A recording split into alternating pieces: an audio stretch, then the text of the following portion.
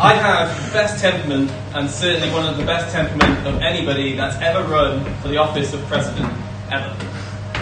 I am the least racist person you have ever interviewed. Nobody reads the Bible more than me. Nobody knows more about taxes than I do, maybe in the history of the world. Nobody builds walls better than me. Believe me.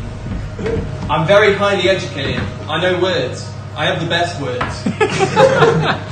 Who am I? These are, of course, statements made by a certain President Donald J. Trump, who is such a humble guy, you know. He's the most humble guy ever, really. There's nobody more humble in the world. Many people are saying this. In all seriousness, humility is less admired than it once was. We quite like the brash confidence of youth and the assertive arrogance of genius. A rock musician may claim to be bigger than Jesus, or a certain football manager may claim to be the special one, though perhaps not at the moment. And we just smile indulgently. Until the 16th century, the world believed that the world was a fixed mass at the centre of the universe, around which revolved all celestial bodies.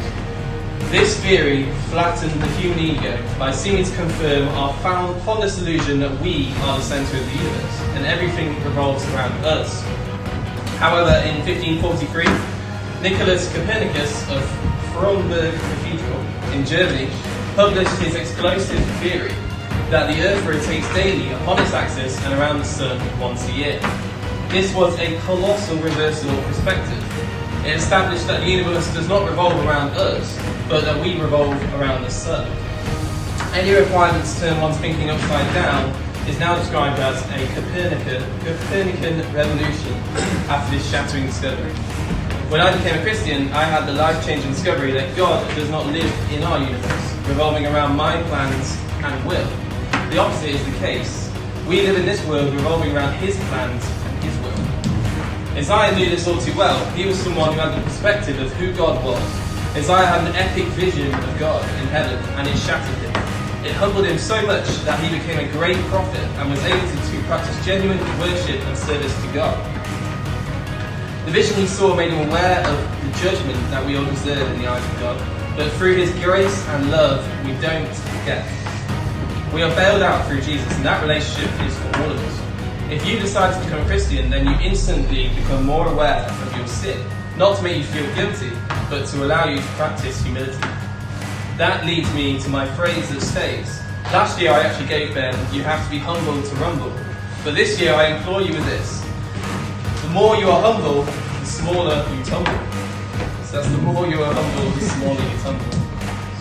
What I mean by that is that we need to accept that we aren't all Premier League footballers. We aren't always going to get it right all the time. We need to accept that we're human, that we make mistakes, and we must encourage each other, and if we do that, the failure won't seem so bad when it happens.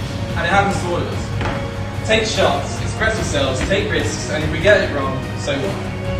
We play at our best when we are relaxed. The only way we can relax as a team is to be humble and accept that we mess up. That is the same in life too. We mess up all the time, but that doesn't matter. Even in the eyes of the perfect creator of this whole universe, we are allowed to mess up. Jesus died to fix that for me and to fix that for you. So let's go out there, let's express ourselves, and let's finally meet new life like we should have done about 4 weeks ago. Okay?